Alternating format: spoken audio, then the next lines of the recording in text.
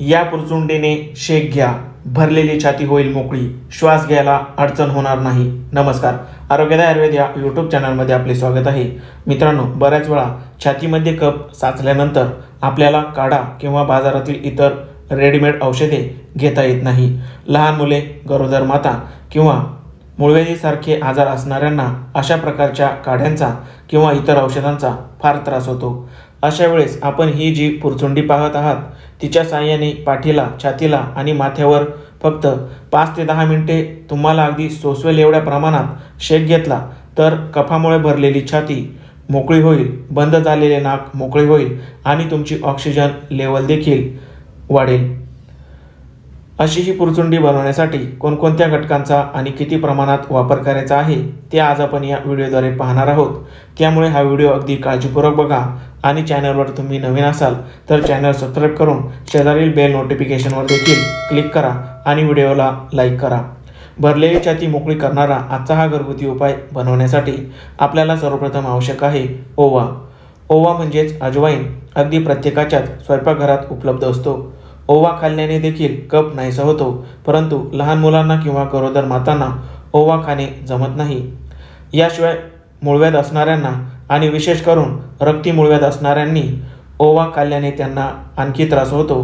पण मित्रांनो, या ओव्याचा फक्त वासानेच चोंदलेले नाक मोकळे होते आणि काही वेळातच आराम वाटायला लागतो.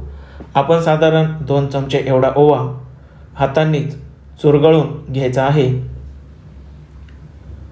ओवा अशा प्रकारे चुरगळल्याने ओव्याचा सुगंध आणखी वाढतो.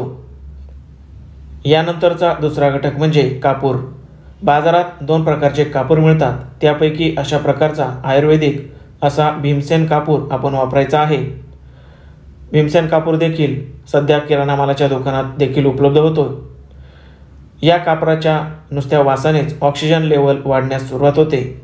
आपण साधारण एवढासा कापुराचा तुकडा बोटांच्या सहाय्याने चुरगळून यामध्ये टाकायचा आहे आणि आता याची पुरचुंडी बांधून घ्यायची आहे. या पुरचुंडीने शेक कसा आणि कुठे कुठे घ्यायचा ते आपण पाहूयात. यासाठी आपण एक तवा गरम करून घ्यायचा आहे. अगदी थोड्याशा प्रमाणात म्हणजेच आपल्याला सोसवेल एवढ्याच प्रमाणात हा तवा गरम करून घ्यायचा आहे. आता आपण बनवलेली ही पुरचुंडी त्यावर ठेवून गरम करायची आणि याने आपल्या छातीवर, पाठीवर, माथ्यावर शेक घ्यायचा आहे. लहान मुलांना याने शेक देताना पुरचुंडीचे तापमान त्यांना सोचवेल एवढ्याच प्रमाणामध्ये शेक द्यायचा आहे. असा हा उपाय शक्यतो रात्री झोपण्यापूर्वी करायचा आहे. यामुळे झोपही चांगली लागते. आणखी काही दिवस हा उपाय केल्याने छातीतील कफ पूर्णपणे नाहीसा होतो. धन्यवाद.